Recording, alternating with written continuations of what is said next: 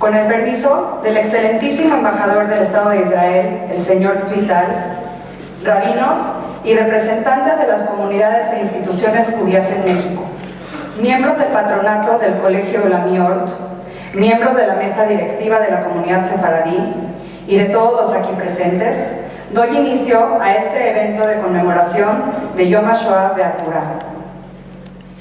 Invito al señor Wiesenthal, embajador de Israel en México, a que suba al escenario a dirigirnos unas palabras.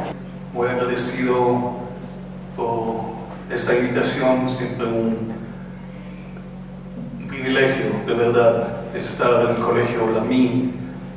Agradezco a los directivos, a Abimeir, su equipo, al presidente del patronato, mi amigo, al cuerpo docente.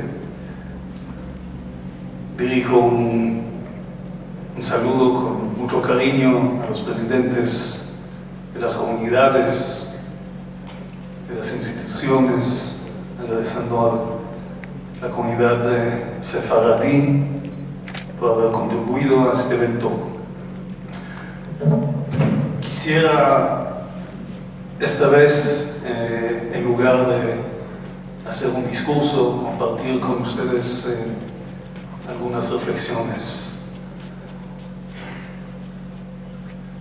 Es siempre un día muy particular para un servidor, para nuestra familia, y recordamos el comportamiento valioso de una familia francesa, la familia Bach, que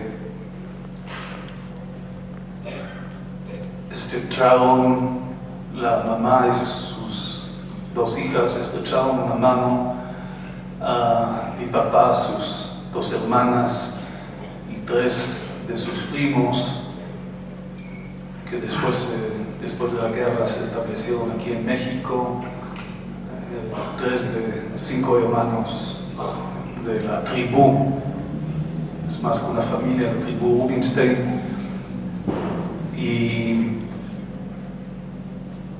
a mediodía hoy tuve la oportunidad de contar esta historia junto con la hija de uno de mis primos, que creó también una exposición sobre nuestra historia familiar. Entonces, son siempre momentos impactantes, pero quisiera también dirigirme a las generaciones de los jóvenes.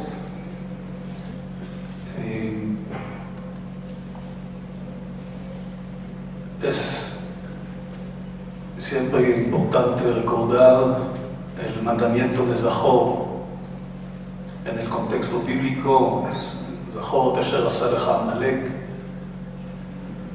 pero también recordar el bien de los justos entre las naciones, el bien de las personas que decidieron de actuar y no guardar la postura de indiferencia. Y tenemos nosotros, que hemos sufrido durante tantos siglos, tenemos la responsabilidad, tenemos este papel a desempeñar y a transmitir también la estafeta, la antorcha de generación a generación, para asegurar que en nuestra sociedad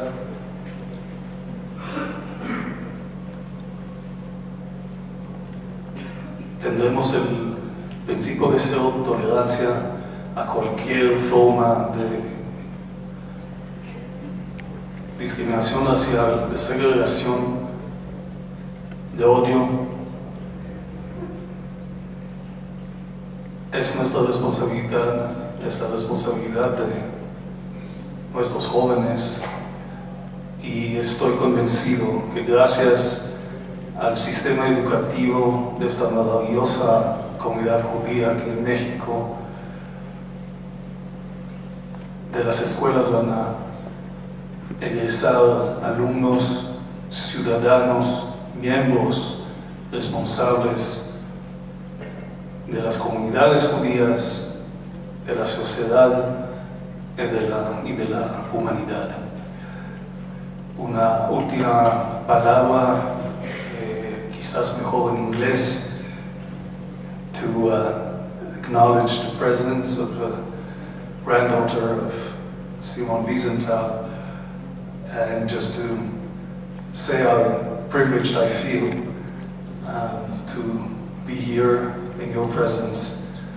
As a teenager, I read the biography of your grandfather, and then as a young diplomat posted in Brussels, I was fortunate enough to meet him at the premiere of the screening of Schindler's List in Brussels.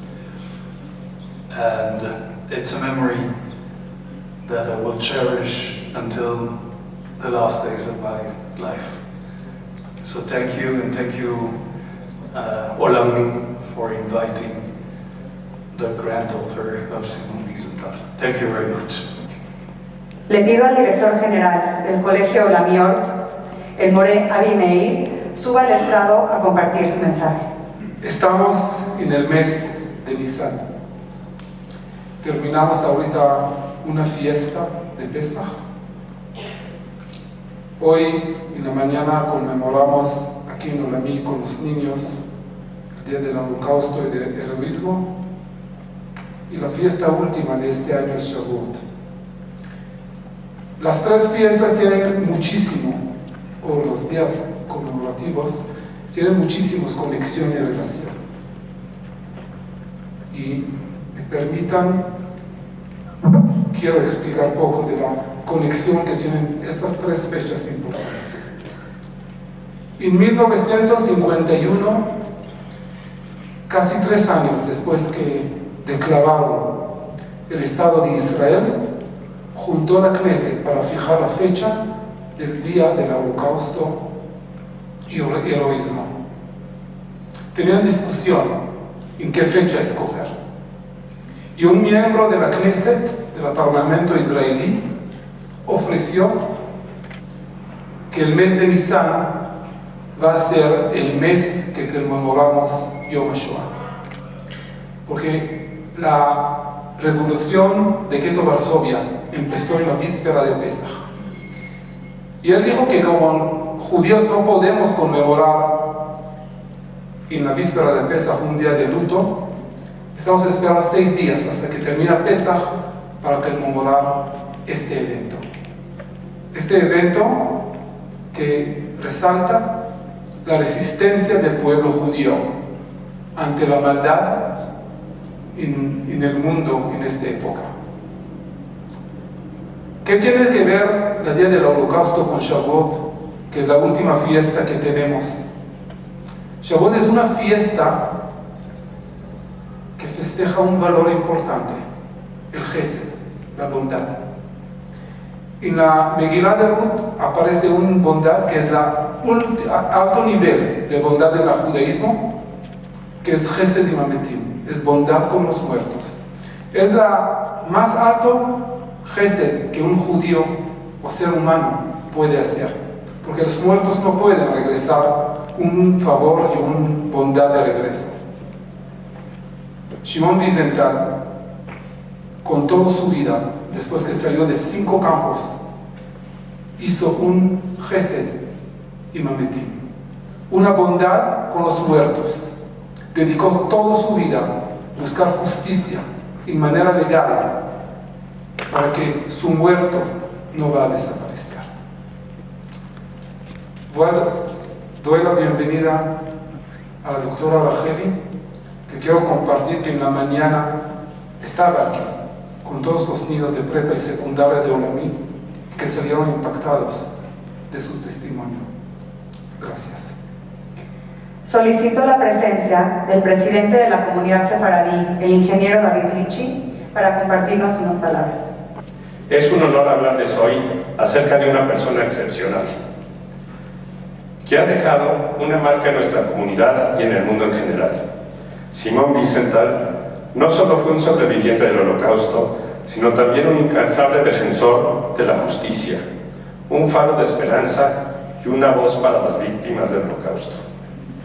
La vida y el legado de Wiesenthal son un testimonio de la persistencia y la fuerza del pueblo judío frente a adversidades inimaginables. Sobrevivió a los horrores de los campos de concentración nazis, perdiendo a familiares en las atrocidades del Holocausto. Sin embargo, sobrevivió y salió adelante con una determinación: buscar justicia. Después de la guerra, Wiesenthal dedicó su búsqueda de criminales de guerra nazis para llevarlos a la justicia. Gracias a él, más de 1.100 criminales nazis fueron enjuiciados. Pero los esfuerzos de Wiesenthal fueron mucho más allá de buscar justicia en los tribunales. También trabajó incansablemente para educar al mundo sobre el Holocausto, combatir el antisemitismo y promover la tolerancia y el entendimiento entre personas de diferentes credos y orígenes.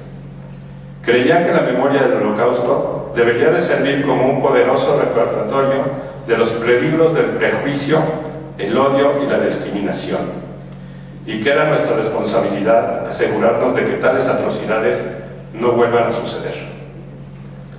Simón Wiesenthal escribió varios libros. En su libro El girasol, reflexiona sobre si debe perdonar al soldado nazi y si tiene el derecho de hacerlo en nombre de todas las víctimas del Holocausto.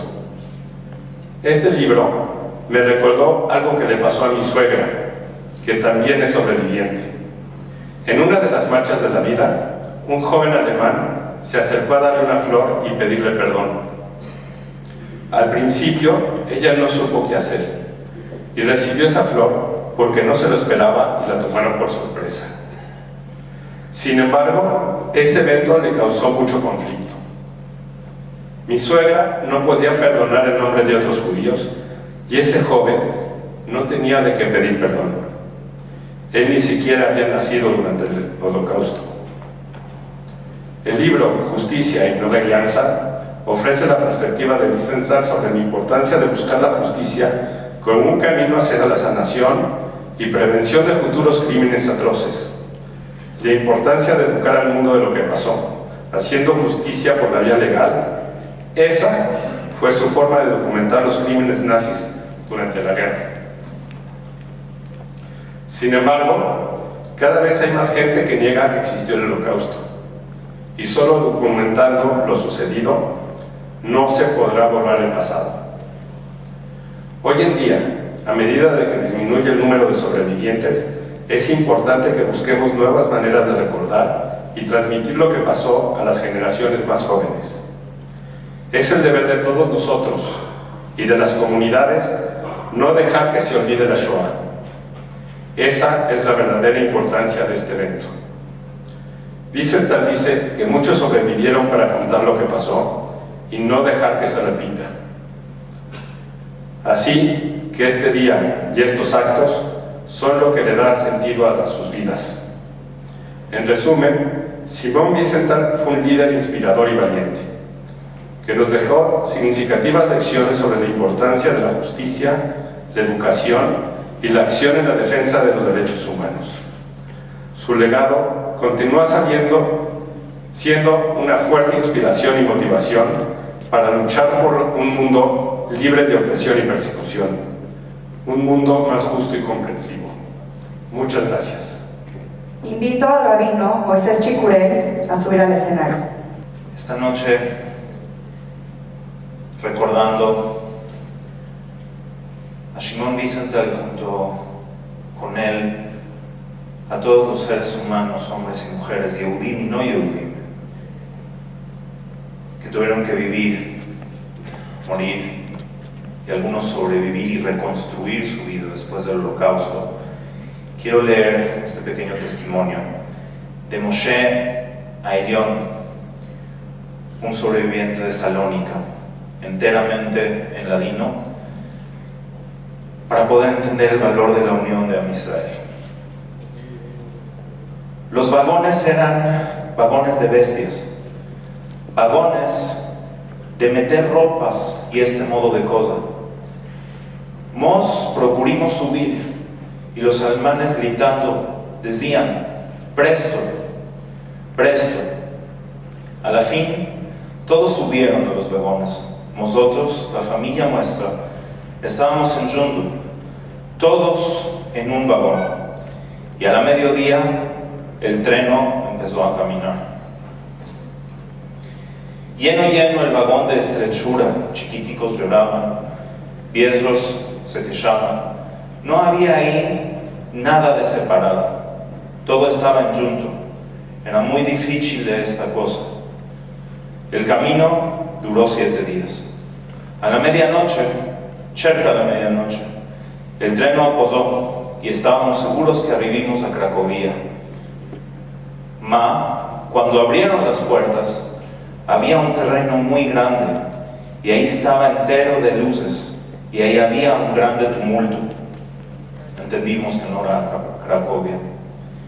A la fin todos estábamos afuera de los vagones y ahí, por la primera vez, vi en estas personas que estaban con los vestidos de los prisioneros de los campos nazistas y dije en mí: ¿qué es aquí? Es prisión. Después que todos ya subimos y estuvimos abajo, quitaron los alemanes una orden. Debíamos apartar en 4 grupos.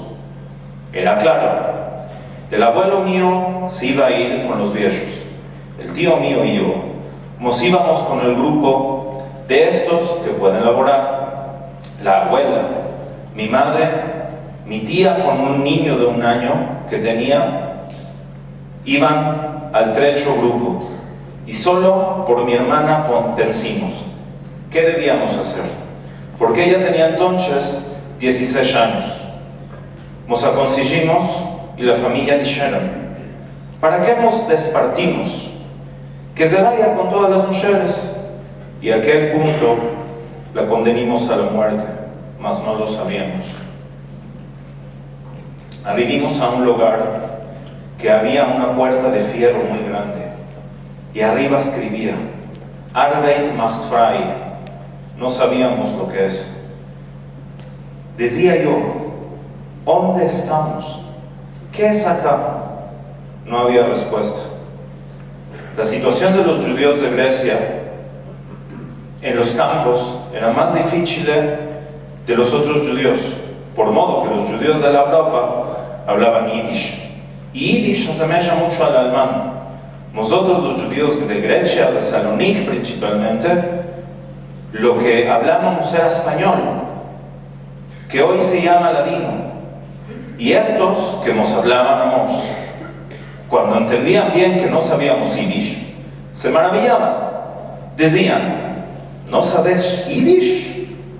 ¿Qué modo de judíos sois vosotros que no sabéis yiddish? Nosotros decíamos: somos judíos.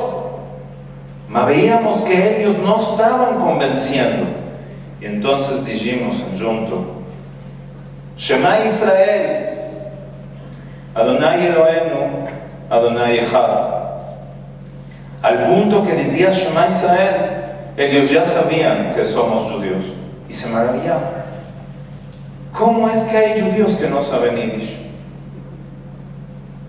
El día de la liberación, después de muchos años, después de que Moshe pasó por varios campos, sobrevivió a las marchas de la muerte, llegaron los tanques de la liberación llenos de soldados americanos. Y el testimonio de Moshe termina así: cuando vio llegar los tanques, escuchó que los llamaban, entendió que eran Yehudim y que los estaban llamando en un idioma que él no conocía, que era el inglés, y dijo así: en Sunto había en un lugar un grupo de personas que entendimos que son ashkenazís. Amamos, llamaron y decían: venid acá. Hablaban y hablaban. Y en Sunto empezaron a cantar la tikvá. Con esto entendimos, ya escapimos, ya se escapó para nosotros, estábamos libres. Hoy debemos de tener la reflexión de honrar a nuestros antepasados. Somos Yehudim y estamos acá y estamos vivos. En un momento en donde la separación y la fragmentación de Am Israel recuerda los 2000 años de exilio, es el momento de pensar que si nosotros queremos honrar a todos los Yehudim, hombres, mujeres, niños, ancianos, que dieron su vida para que nosotros estemos acá, hay una sola cosa que debemos hacer: vivir honrosamente y vivir como un solo pueblo. Eso es lo que debemos hacer para honrarlos, en Yiddish o en ladino. Vamos a pedirles que se pongan por favor de pie. En su honor reflexionemos mientras decimos Kaddish. ¿Cómo vamos a hacer para que este mundo sea mejor? ¿Cómo vamos a hacer para que Am Israel sea uno? Yitgadal ve'yitkadash Shemeh Rabba ve'alma diberach Yehudeh ve'yamlich malchuteh ve'yatzmach kulkaneh v'yikarev Meshicheh בחייכון ובימיכון, וחיי לכל בית ישראל בעגלה ובזמן קריב ואמרו אמן. יהא שמך רבה מברך לאדם לעלמי עלמיה, יתברך וישתבח ויתפאר ויתרומם ויתנשא ויתהדר ויתעלה ויתהלל שמך לקדושה בריחו לאל אמין כל ברכתה שירתה תושבחתה ונחמתה ואמינן בעלמא ואמרו אמן. יהא שלמה רבה מן שמיה, חיים ושבע וישועה ונחמה ושזבה ורפואה וגאולה וסליחה וכפרה ורווח והצלה לנו ולכל עמו ישראל ואמרו אמן. עושה שלום במרומיו וברחמיו יעשה שלום עלינו ועל כל עמו ישראל ואמרו אמן. Invito al Hazán Jaime Afía a recitar el Barel Rahamim y el Iskor.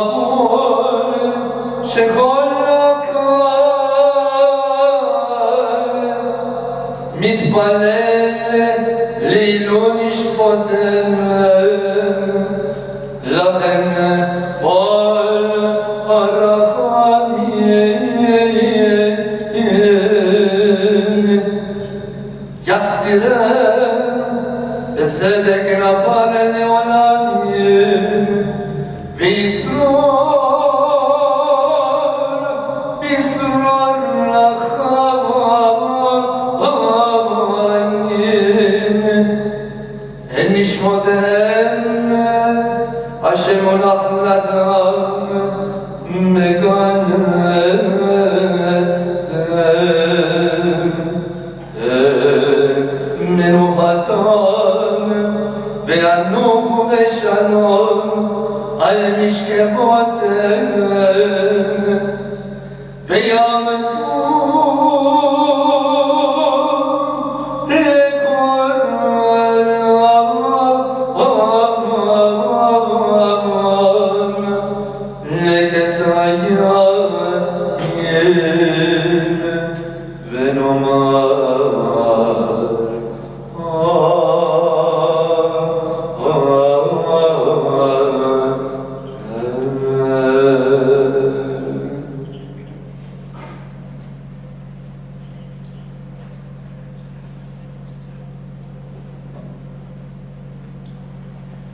יזכור אלוהים את כל הנשמות של כל קהילות עמך בית ישראל מגולה דרופא שעלו על מוקד קדוש שמך גדול בשנים 6 מיליון אנשים ונשים, ילדים וילדות, בחורים ותולות, זקן וטף, עוללים ועולקים שנהרגו, שנטבעו בהסביעות איומה ונשרפו ברצח המוני ליד וקברים, בטוחים במקומות מגוריהם, בערים, ביערות ובכתרים, ביתרם ובלוק אסון לבטח, למחלות דרבון ועימות ובעיתות משונות ואיומות. נספו ברעב ובהשמה בעבודה, בפרכת המכלה את הגוף והנפש, במחלות נוראות, באש ובמים, בחניקה התרעלה את האגסים, ונשרפו לעבר במשעני האש של מחנות השמדה איומים בגרמניה ופולניה. מחנות מוות שתכננה וקיימה והממשלה הנשיאית השטנית של עם הברסכים הגרמני יחד עם הרוסים עוזריהם משאר העמים שהיו בעשיו ובמטרה אחת להשמיד ולהרוג ולאבד את העם היהודי ולמחות את ספר היהדות ולחלות גיליון. מחלת כל אשר בשם ישראל יקרא, אין נקמות שופט הארץ אשר גמול שבעתיים לסוללי עמך. זכור שבת שמע ישראל, שנזכור קים למוות, אל תדום נדמי אבות ובנים, אמהות וילדיהם. רבנן ארצי הלבנון, אדירי התורה ותלמידיהם, ונקלט המאמינים, תעלה לפני חסרונותיך, לנקום במהרה לעינינו את נקבת דם בניך ובנותיך הקדושים והטהורים שלא זכו לקבר ישראל, ככתוב כי דם עבדיו יקום ורקם ישיב לצרם וכפר אדמתו עמו. Campo de concentración Mauthausen, Austria, 1945. Entre aquella masa de humanidad había miembros de diferentes estratos sociales, ricos y pobres, cultos e incultos, hombres religiosos y agnósticos, bondadosos y egoístas, valerosos y cobardes. Un destino común los había convertido en seres iguales.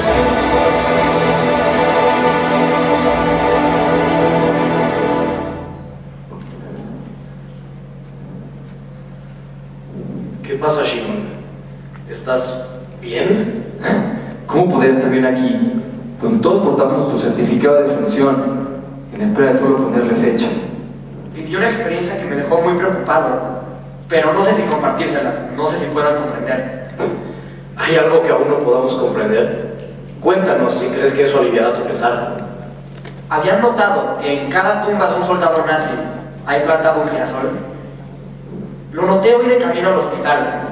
Parecen emerger del interior de la tierra, asomándose hacia el exterior, como un periscopio. Los muertos recibiendo luz. ¿Eso te tiene preocupado? No, bueno, en parte. ¿Pasó algo en el hospital? Sí, una enfermera me llevó a un cuarto privado. En él había un cuerpo totalmente vendado. Sus pálidas manos descansaban sobre la camilla. y solo tenía unos hoyos para las orejas, la nariz y la boca. ¿Y quién era? Escuché una voz muy débil decirme: sé que no me queda mucho tiempo, sé que se acerca el final. ¿Era un judío? Mi nombre es Carl, me dijo, y me alisté a las SS como voluntario. ¿Un miembro de la SS? ¿Un superhombre? ¿Qué podría querer contigo? Un judío sin importancia para él. Me dijo que tenía que contarme un suceso, que si no, no podría morir tranquilo, y que me lo contaba justo porque yo era judío. Yo no nací siendo un asesino, me dijo. Yo nací en Stuttgart y tengo 21 años. Mi madre me educó en la religión católica. Yo era un niño bueno, pero como casi todos los jóvenes de mi edad, me enlisté en las juventudes hitlerianas, convencido de que hacía lo mejor por mi patria. Lo mejor por su patria. Continúa, Simón. Me contó de un día en cierta aldea rusa. Los rusos habían minado muchos edificios. Como represalia, los nazis agarraron unos 300 judíos, en su mayoría mujeres y ancianos, y los metieron adentro de una casa y los apilaron en el interior. Recibimos la orden de retirar nuestras semillas de mano de nuestras granadas y de arrojarlas en el interior.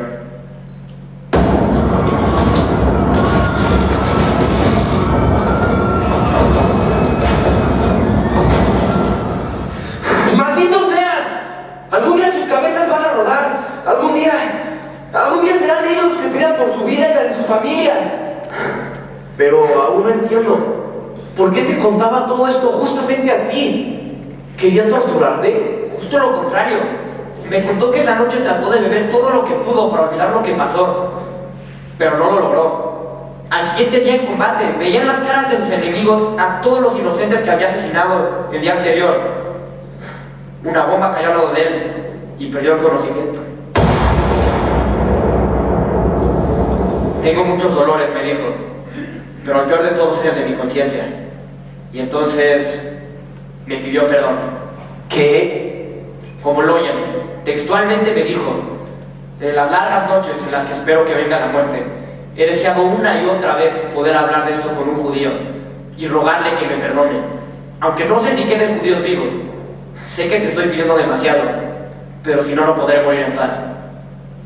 ¿Un superhombre le pide a un subhumano que haga algo sobrehumano? ¿Y qué hiciste? Como en automático, le solté la mano, me levanté y me fui. ¡Bravo por ti! Por un momento temí que lo hubieras perdonado. No sé si debí haberlo hecho. En sus palabras había un sincero arrepentimiento. ¿Viste agonizar a un asesino? Me gustaría poder hacer eso 10 veces al día. Sin embargo, él no nació siendo un asesino, ni quería serlo. Fueron los generales los que le hicieron matar a toda esa gente indefensa. Él lanzó esas granadas por voluntad propia. Nadie le forzó la mano. ¿Sabes? Cuando nos contaste tu encuentro con el soldado de la SS, al principio tuve miedo de que lo hubieras perdonado.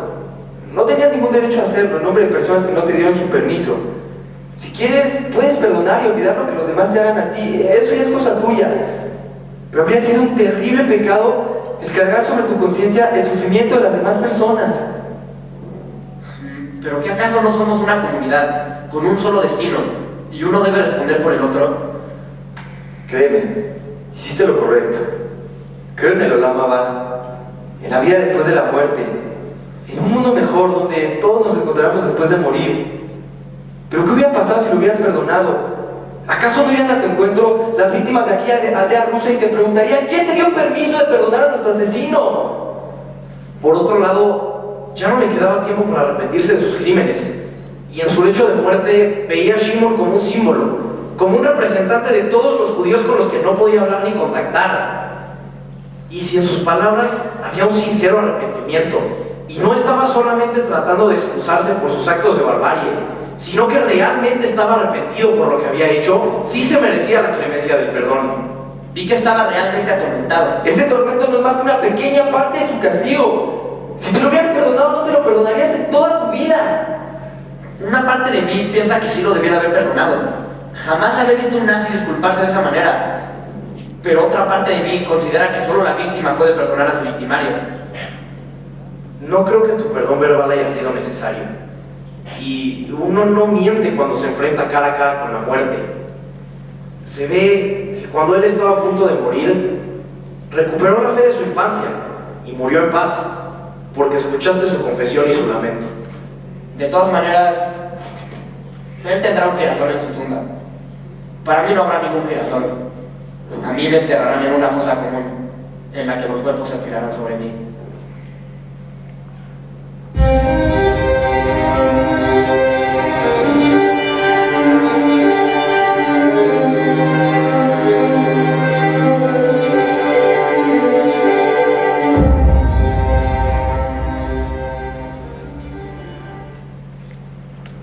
Es un gran honor para mí presentar a nuestra invitada especial de esta noche, la doctora Racheli Kreisberg.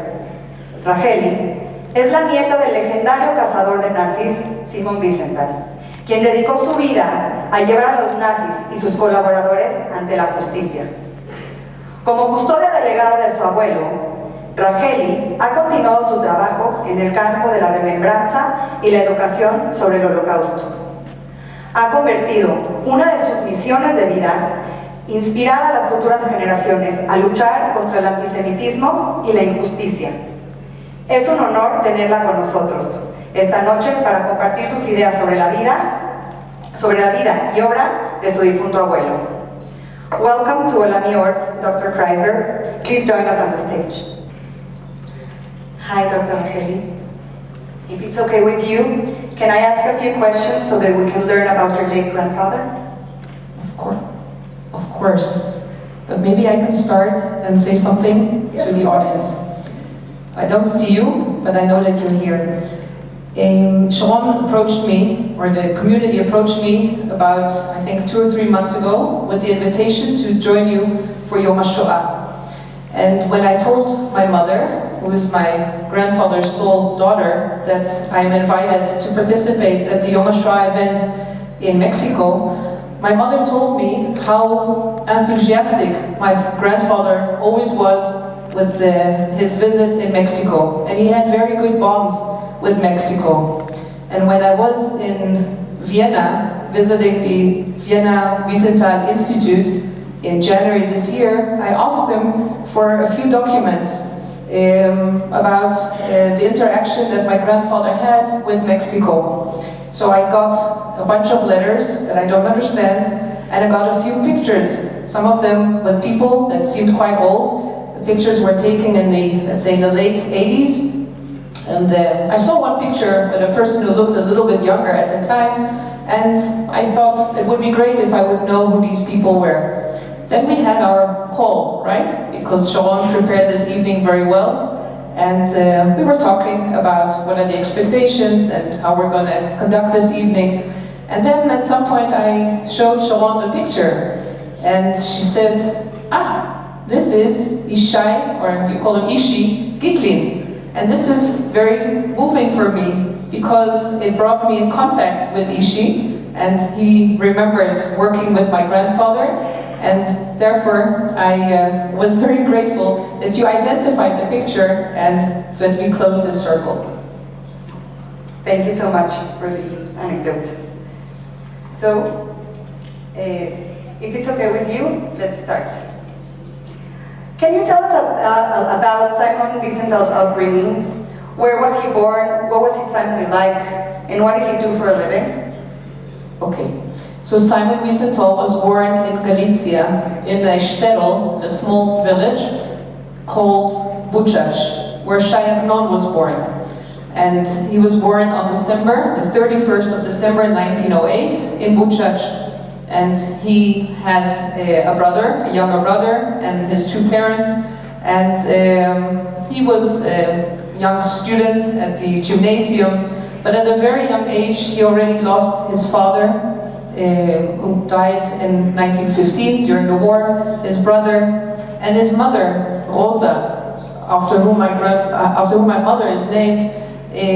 She remarried and she moved to another town. So Simón Wiesenthal remained alone in Buchach, and the only person that he sort of interacted with and with her family was a lady, or a young girl at the time, called Zila Müller. Zila will become my grandmother, and that it was the beginning of the love story of my grandparents that lasted for 67 years.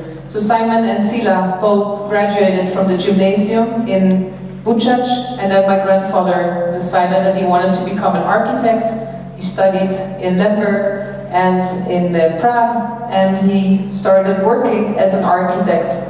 You can see some of the buildings that he built in the style of the Bauhaus. And this was what my grandparents were doing prior to the war. Thank you very much. And did they have any children before the war?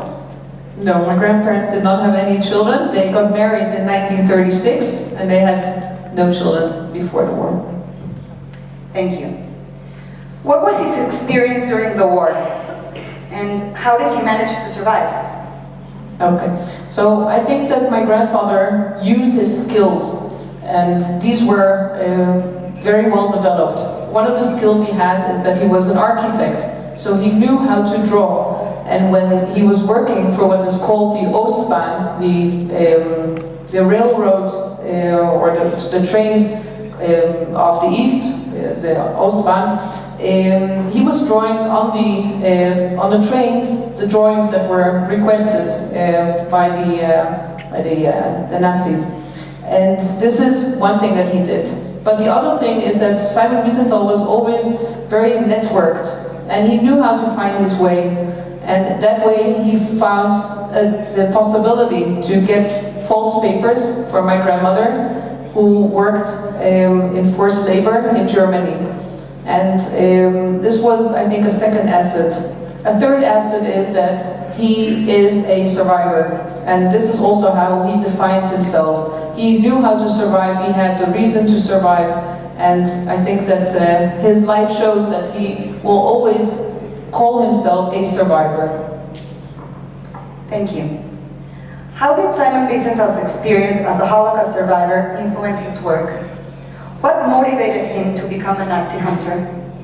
Okay, so Simon Wiesenthal, as I told you, was living in Lemberg, and the concentration camp next to Lemberg was Janowska, the Janowska concentration camp. First it was a ghetto, then it was a concentration camp, and my grandfather went in and out of this ghetto. At some point, he was arrested, and he tried to escape, and he committed suicide, which was unsuccessful, luckily enough, and he healed and became more or less healthy again, and this brought him towards, I would say, the end of the war, while the March of the Living started, and from the east, that means from the Ukraine, where he was situated, he moved through several concentration camps till he arrived in Mauthausen. Mauthausen is a terrible concentration camp. If you've known and seen pictures of this camp, you can see the steps, that the quarries where people had to carve the stones, and as the steps were very steep and the people were of course exhausted, they would sometimes fall over and that way kill each other. Simon Wiesenthal was not working at these steps because he arrived very ill to the concentration camp, and he was in what is called the infirmary. That's a sort of hospital. And when Mauthausen was liberated by the Americans, by Colonel Seibel, then he saw that things are changing. The changes were maybe multiple, but one of them was that people started looking for their families. Everyone wanted to know, where is my family? But another thing that Simon Wiesenthal saw is that there's a change in the camp, and the Germans are all of a sudden afraid. They are afraid, and he wasn't used to that, of course. And that brought him to the notion that maybe they are now also responsible for what they did. And when he saw a situation in which an American investigated a Nazi, he thought that this is something that maybe he can also contribute to. And he asked the Americans, please take me, I would like to work for you. And this is how the work of Simon Wiesenthal started in the early years when Mauthausen was liberated. And from Mauthausen he moved to Linz, and he was living on the street where the family of Adolf Eichmann was living, only about 100 meters away from the family And this is when he learned about Eichmann, because Eichmann was not someone who was known to the Jews. We of course suffered from the final solution, but Eichmann was not the Nazi that you would see in the camps. And this is, I think, the beginning of the career that Simon Wiesenthal took upon himself to search for Nazis and their collaborators. Thank you so much. I wanted to ask you a little bit about your grandmother, Sila. Did they manage to get together after the war? Can you tell us a little bit about that? Okay, so of course my grandparents got together because otherwise I wouldn't be here. But it's a nice story how they got together, and it was the following. I told you that Simon Wiesenthal, he got false papers from my grandmother, and therefore she was in Germany during the war. After the war, she went to Warsaw, and she was probably also looking for family. What can she do? How can she resume her life? And Simon, my grandfather, he was at the time in the deportation camp called Wiesenthal. Also, it's near Mauthausen. And he asked a person called Dr. Birni, who went to Warsaw, if he can look for a lady called Sila Müller-Wiesenthal. And Dr. Birni said, okay, I'll do that. And he went to Warsaw, and he put a note, I'm looking for Sila Wiesenthal. But what happened was that 3 women came up to Dr. Birni and said, I am Sila Wiesenthal. So Dr. Birni had to make a decision, who is the right Sila Wiesenthal. And he made his decision, or he made his choice. Maybe later on he said, because if she would not have been my grandfather's wife, then he would have married her. So I think that's a great compliment for my grandmother.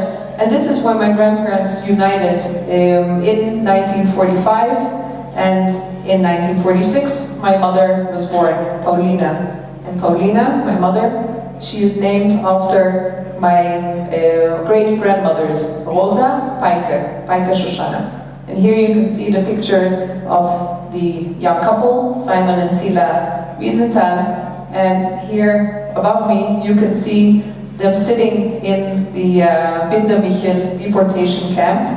And many, many, many years later, you can see them with their great-granddaughter, Ella, who is my oldest daughter. Amazing story. Thank you so much. Did Simon Wiesenthal have many allies and adversaries in his pursuit for justice? Can you share with us some examples of the good and the bad times he faced? Okay. So if you think about where was Simon Wiesenthal physically working, okay? He was in Austria. He was where the people who were active in the war, Nazis collaborated, would return to and would resume their life. And they had this person who was in the middle. He was disturbing them. He wanted to do something which was actually risking them. And therefore, I think that my grandfather was very much in danger in Vienna. I was in Vienna now last month in mid-March, because the Austrian government nowadays awards a Simon Wiesenthal Prize. And last March, the second prize was awarded, among others to Zikaron Barcelona, which we had yesterday. And one of the things that I spoke about there, and it was it came very natural. I didn't prepare this because it was a panel, and in a panel you are much less in control, but you're doing it very nicely, so I feel very good. But one of the things that I mentioned in Vienna, which of course I cannot say here, is that Simon Wiesenthal and I, as a granddaughter who visited Vienna very often, could feel that as well, felt fear. Okay, there was not only that he was hunted, he was a hunter himself, but he was also hunted, and therefore there was police. I remember very well, there was a police officer in the front of the house, in the back of the house, and there were police officers near his office in the first Bezirk, in the first district, and he was not beloved. Only later, okay, because I do want to say this to you as well, only many years later, and especially today, my grandfather is, I would say, very, very warmly embraced in Vienna. And this is an entire revolution, and it's a pity that my grandfather did not experience this during his lifetime, because the values that he stands for are very universal values that today are very acceptable by Austria. Thank you so much. What did Simon Wiesenthal teach his daughter and grandchildren based on his experience? Did he talk about his experience at home? Okay. So, I don't think that my grandfather taught nor his daughter, who's my mother, nor us anything about the Holocaust. Not about his experiences. My grandfather was very, very devoted to his work. While I was sitting here in the front row there, at the beginning of the ceremony and throughout the first part, I was looking at the picture of my grandfather. Now I can't see it, but it's a little bit in front of you, in front of me, but you can see it very well. And what I saw when I was looking at the picture is that there are the eyes of Simon Wiesenthal, and it's my grandfather. Even though he passed away, he's still my grandfather. And he can be, here he is, yes, right behind me. And you can see that he is looking, okay? I feel that he's looking at me. But what I can tell you, and that's the reason I think that I'm here, because you can all see, if you look at the picture, that he might be looking at anyone, and he probably is. But what I can tell you from a personal angle is I remember this mustache, okay? I remember coming to my grandparents and you politely had to kiss 1, 2, I'm from Holland, so we do it 3 times. And the beard, okay, was always so itchy. It was very unpleasant. Why am I saying this? Because we grew up as a family in the shadow of the Holocaust. We were not part of my grandfather's mission. We were a family, okay? We were meals, we were holidays, we were any normal life that a family could have. So I didn't have the opportunity to talk to my grandfather about his work, but I only saw him. And by observing, you can learn a lot. Because I feel that I have seen, I was 38 years old when my grandfather passed away. Wow, what a man this was. The energy, the devotion, the ability to overcome a lot of suffering, also from his side, a lot of failure, okay? I come from Israel, and we always say Israel is a startup nation, and one of the things that turns Israel into a startup nation is that you can fail. He failed, but he also succeeded. He succeeded big time. He did. What is it like to be a relative of Simón Wiesenthal? Do you feel he carries an additional responsibility? Okay. So Simon Wiesenthal has several family members, right? He has several relatives. There's my mother. There's also my father, who always says that no one remembers him, because it's always Simon Wiesenthal, his daughter, and his grandchildren. So my father used to mention this. And we are 3 siblings. I'm the oldest, and I have 2 brothers. My brother Danny, who's called Dan Ashel. He's named after my grandfather's father, whom I told you was killed during World War I, and my younger brother, Yuri. And so we're a very small family, and for reasons that are unknown to me, I was the only person, also when my grandfather was alive, who felt that this person is doing something which is really, really important. And I tried to accompany my grandfather, because he did not have company from his wife, from my grandmother. My grandmother was not part of this. My mother was also not part of this. And actually it was a bond that I had with my father, that we sometimes went to these events. When my grandfather passed away, I started commemorating him. I think it's very important. I think that Simon Wiesenthal, he did not forget the 6 million Jews. We know this. And I think it's important that we will not forget him, because it's important to remember what he stood for, so that we will be able to implement that. And therefore, I took this upon myself as a mission. I also have a normal job. I serve as innovation attaché at the Dutch Embassy in Israel. I develop R&D collaboration between Israel and the Netherlands. But it's a huge project to commemorate my late grandfather. And I do this, as you can see, that's the reason why I'm here. Thank you so much. Continuing with your answer, Simon Wiesenthal once said, "After our death, we will meet all these people who were killed by the Nazis. And when they ask me, what are you doing after the war? I will tell them, I didn't forget you. How do you think his work impacted Holocaust victims and their families? Thanks for the question. I think I also spoke about this morning with the children. I also want to thank OLAMI for inviting me here, not only to talk to you this evening, but also to have the privilege to talk to your children and to your grandchildren. And what I did this morning, I was telling them a little bit about a day in Simon and Sila's life, and I tried to point out some of the key messages that my grandfather's work stands for. One of them is listed here. It's justice, not vengeance, but there were also others. And I mentioned this morning, for instance, that by contributing to the capture of Adolf Eichmann and bringing him to court, the dignity of the Jewish people was restored. So the fact that we now feel that we are not only katzon latevach, but we now understand what happened. We cannot judge these people anymore. I remember that Avi, even though you speak in Spanish and I don't understand Spanish, but you were talking about the state of Israel, about Medinat Israel, and I think you were talking about the debate when should Yom Hashoá take place. Okay, so this is an important thing, the kavod shel ha'am ha'yehudi. The second thing, which I think is that I heard this yesterday evening when we had the Zikaron Basalon from the Museum of Tolerance, that I know that the Israeli delegation visited this afternoon, that it's not only about Jews. And my grandfather was not only looking for perpetrators and Nazis that murder Jews, but also for gypsies and homosexuals and other minorities. So the very universal approach to justice, not only looking at the Jews as the victims, but also others. And maybe I'll just say one more thing as an example, because it is for me something that I feel close to. I was born in the Netherlands, and of course you all know the diary of Anna Frank.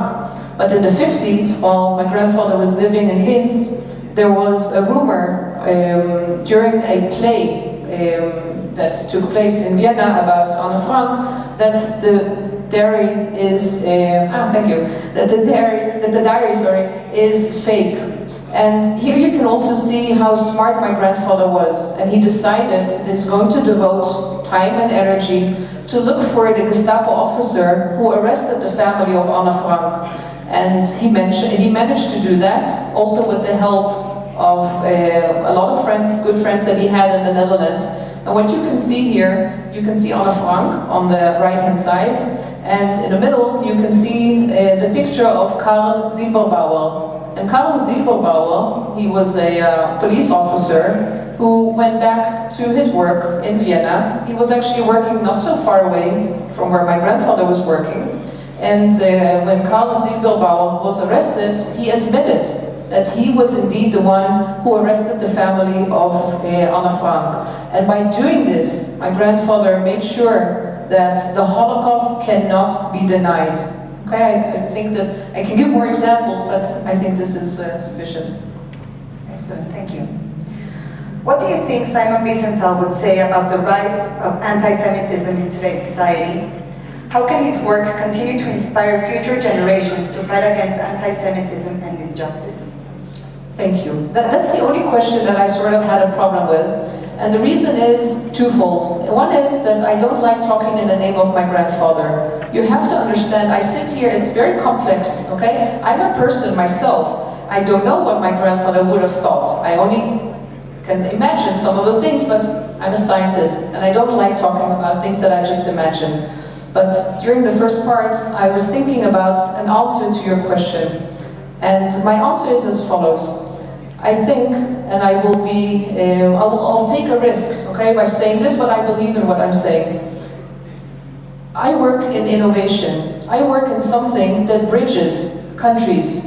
In the simplest form, it's between two friendly companies, the Netherlands and Israel. But one of the things that I do today, I work a lot in the field of energy and hydrogen, is that I try to develop regional collaboration. I say, I know that I'm living in the Middle East, and it's a very dangerous environment, but I can do something.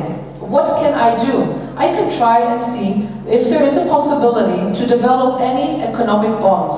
Is there anything I can do which will enable, not me personally, okay, it's not for me, it's also not for the entire Netherlands or the entire Israel, but at a, I would say, a micro scope, can I do something which will reduce some of the anti-Semitism that exists in our region, some of the hatred that exists.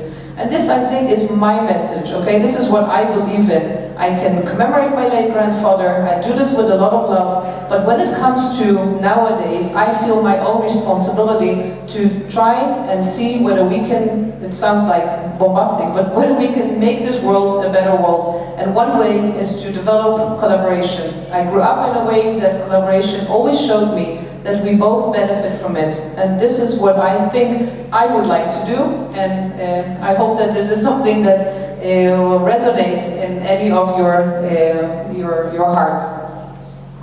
Thank you. So, what could parents and schools do to help educate children about the Shoah and the importance of standing up against hate and injustice? Okay, so I think that I know that I'm in a school now, and it's an important environment, and I think that the school's role is to teach the children the history, to teach the children anything that is related to what happened to the Jewish people. And I think that this school does an excellent job by the activities that Avi told me are happening here around the International Holocaust Memorial Day, about the Holocaust Memorial Day, and therefore I think this is great. The other thing is, what can the parents do? Okay, I always looked at it from a different point of view. Parents can do something else. Parents don't have to necessarily, again it's my view, don't necessarily have to teach. I'm not a historian, but I, as a mother, I can provide values, morals, and therefore I think that if I take your question and I will divide it, then I would let the school, the educational systems, teach about the Holocaust and make sure that there will be no ignorance. And on the other hand, I think that it's important that the families will carry on this concept of what happened to the Jewish people. And I will just end by saying that yesterday, during the Zikaron Basalon, we raised this question of how should we commemorate and how should we actually teach the Holocaust. And there were people that said we should do this through the personal stories, because if it's not personal, then it's just 6 million people without any faces or any lives. And there were others that said, no, we should have it in a rigorous way. And what we did yesterday evening is we read a small fraction from a Megillat Hashoá, which exists also in translation into Spanish. And I think that this is a nice way in which we can combine both worlds, because Machon Shechter in Jerusalem is the one who worked on this Megillah, so again, they're from the educational point of view, but we, in our houses, could use the Megillat Hashoá, in order to carry on the Shoah education in a home environment. I agree on the combination of the rigorous historic event and the testimonies of the people who went through it. Thank you so much. So finally, what message would you like to share with our audience about the importance of remembering Simon Wiesenthal's legacy and his ongoing search for justice? I know that you guys up there have the slides, so can you just show me my last slide that I used this morning?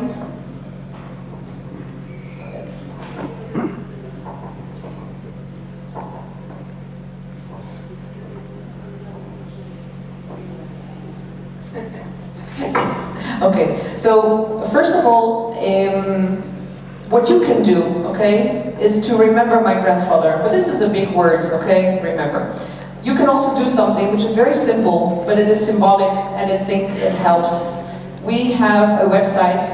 Here you can see the URL, or the address of the website. And in this website, there is quite a lot of information. But one of the nice and simplest things you can do is you can light a digital memorial candle for Simon Wiesenthal. In the middle, you have the names of many countries, Mexico among them, and we enable people to light a memorial candle for Simon Wiesenthal in 4 places. In Buchach, you remember I told you he was born in Buchach, in Mauthausen, where he was liberated, I told you about this, in Vienna, where he worked and passed away in 2005. And what I did not tell you is that my grandfather is interred in Herzliya in Israel. And you can then enter your name and affiliation. And I can say that since yesterday evening, when we did the Zikaron Basalon, there were 6 digital candles from Mexico, and today we already have 54. And Avi told me that many candles will be lit. And this is one thing that you can do to commemorate Simon Wiesenthal. Thank you so much. We are truly honored to have you here in Mexico City to teach us about your late grandfather's legacy. And I know you have done an amazing job in the field of Holocaust remembrance and commemoration. Can you share with the audience some of your personal work? Can you show us how they can find some other things in the website? Yes. Is it possible to get a little bit of light that I can see the audience? There is some light, but I'd like a little bit more. Oh, thank you. I will tell you a personal story, and then I'll show you something in a form of a presentation, which will make it easy for you to follow. Am I talking too fast, or is it okay? Fine, okay. You asked me what I know. We knew very little. I did not even know who my grandparents' family members were. I started genealogy at a very young age. Genealogy, the research of family history, usually older people do this. Usually people start researching their family roots when there's no one to ask. I don't know why, but I started doing this when I was 32 years old. And I had 7 of the 8 branches. I just lacked 1 branch, and that was the branch of Simon Wiesenthal. As you can imagine, I did ask my grandfather. I came once to Vienna with about 90 pages of testimony, and I said, Opatje, because this is how I called him, can you please help me and give me all these names of your and Sila's family members that were murdered. My grandfather had a fabulous memory, okay? Today we use computers, but he had a fabulous memory. And I got back with 17 pages of testimony. He did not remember, he didn't know, and okay, I had to leave this.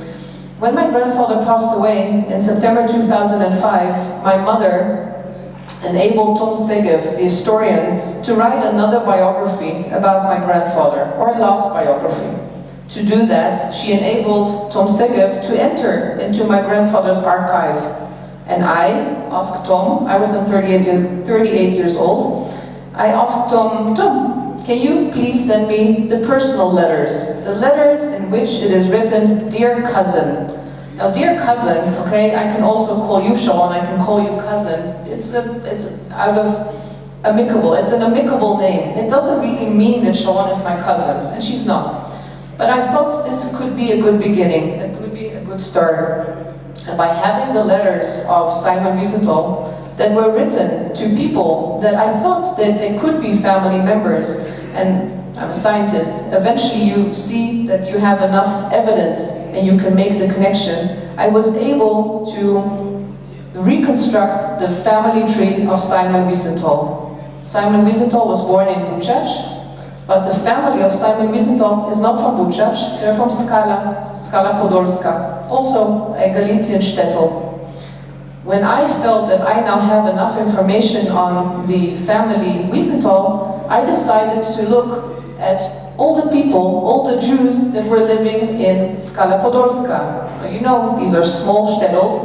We're talking about thousands of people. It's not a large number. And therefore, I decided that I will now map the houses in which the Jews lived. I know that a large part of the OLAMI ORT, or the Sephardi community here, is from the Eastern European countries, such as Turkey, Greece, Bulgaria, and you know that we're looking for that information. Where did our ancestors live before the war? Okay, it's important to us. It's an act of commemoration, of closing these circles. And I did that for Skala Podolska. I developed a database, a knowledge base of the houses in which the Jews lived. In a house, many people could live in that house. In that house, you could have people that I would not even think that they're related. I could assume they're related. I can maybe also prove that. And by doing that, I saw that I can find new information. I know it's becoming complex, and therefore I'll start using my presentation. It will make it easier for you, but just to finish my thought. If I have a house in Saloniki, okay, and I know the residents, and I know that there is a map, a cadastral map, a map that was the map that showed the houses in, I will go back to Galicia, in the Austrian-Hungarian Empire. A beautiful map. But how can I position that map on Google Map? And what we developed what is called SWIGI, the Simon Wiesenthal Genealogy, Family History, Geolocation Initiative. We developed technology which enable us to take that house in Saloniki. We have today a cadastral map of Kastoria. Is anyone here from Kastoria? In Greece? No? Okay. But we can do that. We can take that house, put the house on the right place, and then you have information on the residents of that house. And what I believe in is, it's true, every person has a name. But what is more important is, every person has a family. If I can show who are the descendants of that person who lived in that house in Istanbul, and how are they related to me, it becomes very meaningful to me, because I'm alive and I would like to know who were my ancestors. And if one of these people was murdered, I would like to light a digital memorial candle for that person, to commemorate that person, and maybe also to develop a personal biography. And this is what we developed, and with your permission, because it is probably very, very abstract, I would like to show you that. Is that okay with you? Yes? Okay, thanks.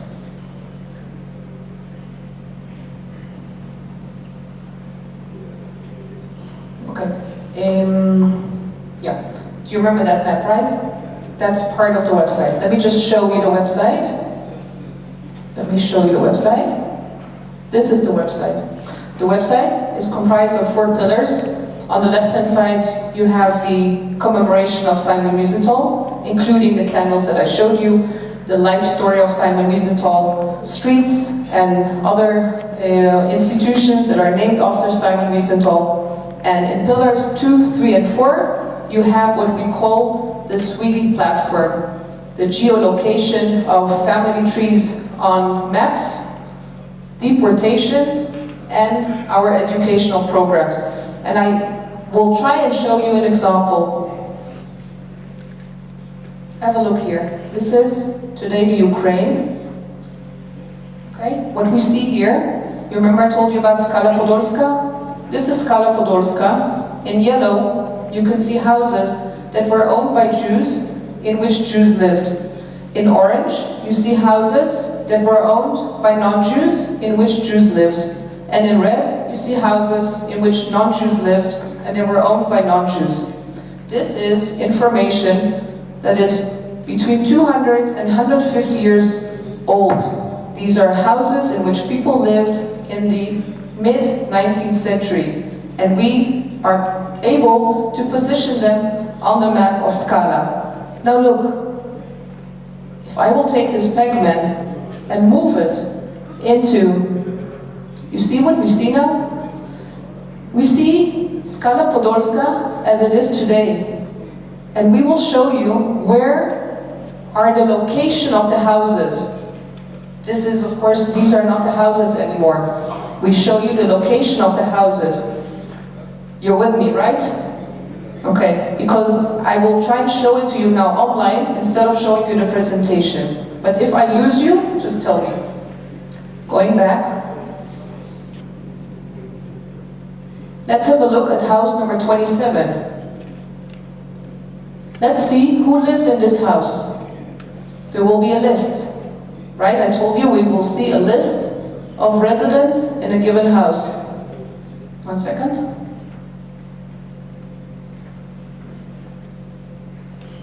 I needed to. Look at this. This is a list of people living in the house based on what we call vital records: birth, death, marriage records, taxpayers, voters. But what is very unique is that we have a family tree. You can see a family tree here for people. This does not mean that all these people living in this house are family. We can have more families in a house. But I will show you one thing, and hopefully this will be sufficient. Let's have a look at, yes, let's have a look at Esther Wiesenthal.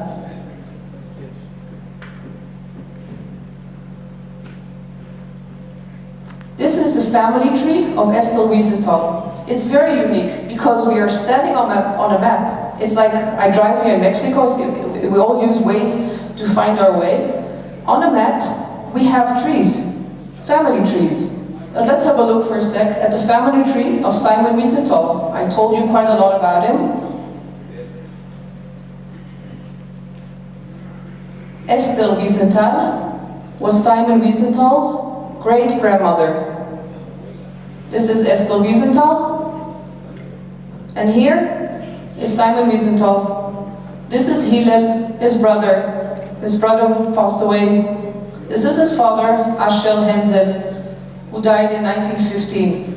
Now, if I will go to, first of all, this is nice, right? We're in Galicia, we're standing on some kind of map, and we can see this. But look at this. If I will go to Simon Wiesenthal, into his record, I can go to his house. Where was his house? Where is this house? In Vienna. So what we developed is a technology in which we can move from a house in Skala Podolska in the Ukraine to a house in Vienna through the family tree. And here you can see it. So if you go here, if you visit Vienna, you could see the house is in here. So this is just to show you what we have developed, because I don't want to take all the time. I will show you just one more example. If I go into Vienna, and I will show you all the information we have about the houses in Vienna. These are houses in which the Jews lived, and they're buried in Vienna, in the Zentralfriedhof, in the central cemetery in Vienna.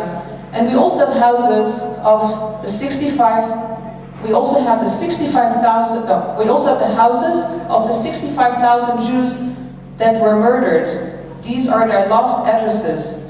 So let's have a look for a sec. For instance, let's have a look at the family Herzl. You want to see the house of Herzl Kacha. This is the house of Herzl. If I go into this house, I'll go into it. I'll see the family of Herzl. So what we have developed is a technology in which we can locate the houses as well as the people. And for a person like Herzl, this is not related to the Holocaust. But if I will go back to the homepage and show you what we are doing for deportation, then you can see that from Vienna, the Jews were deported to all these places. And for every place, we can show you who are the people that were sent to these places. Let me just give you as an example. Just going to go into this. This is Theresienstadt. 228 people were sent to Theresienstadt from Vienna.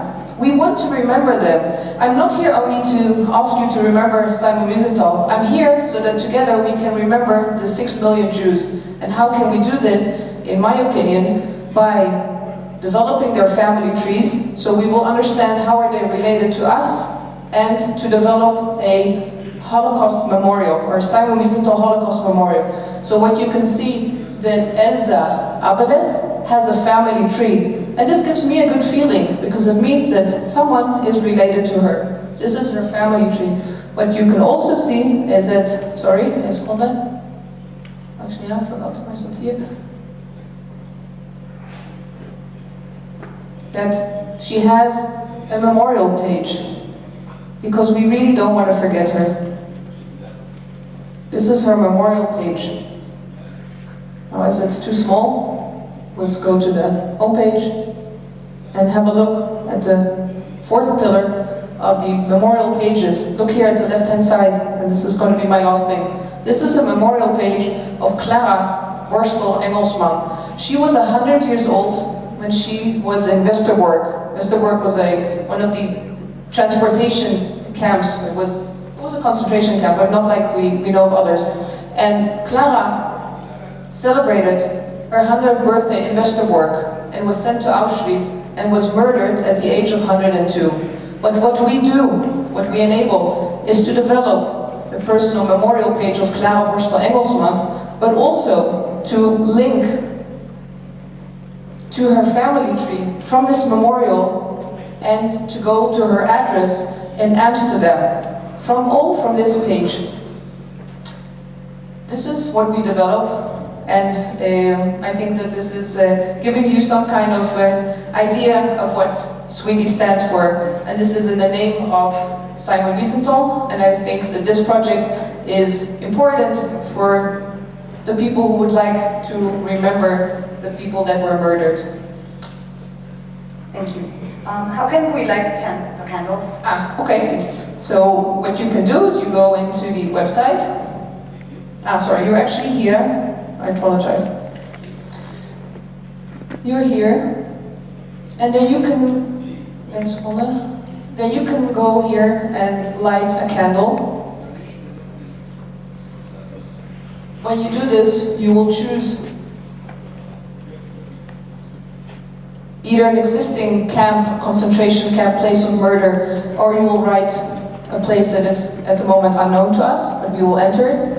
You will add all the information of the person you want to remember, whether it's his, can you scroll it down for me and I'll be here? Yes. Okay, so you will enter the camp, then you have the first, last, and maiden name of the person you want to commemorate, the birth date, the birth address, the birth country, and then you enter information about the date of death of the person, where did he live, what was his last known address, and what is the name of his father and his mother.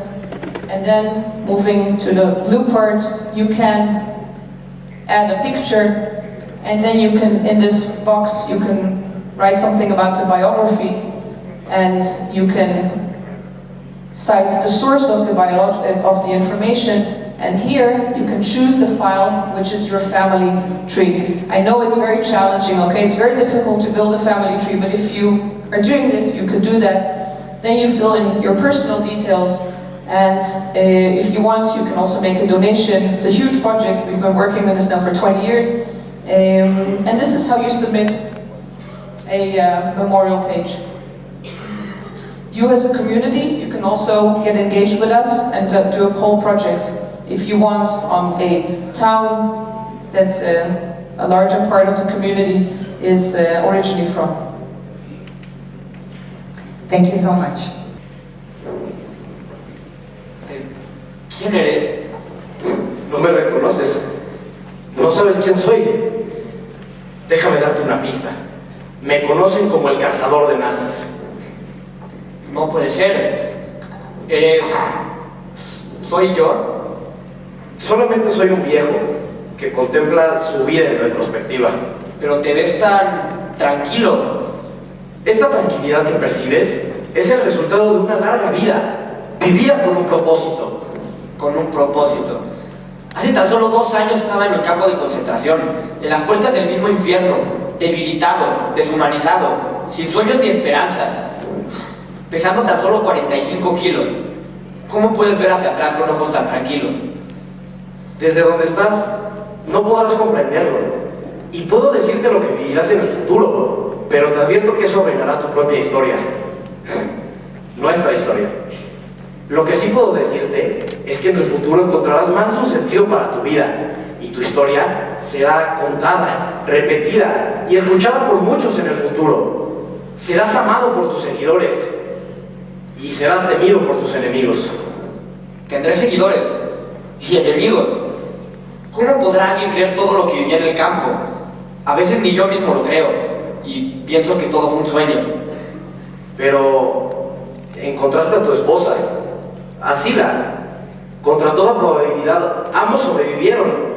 Eso debe de darte algo de esperanza, ¿no? Sí, haberme encontrado en la lista de sobrevivientes me dio esperanza.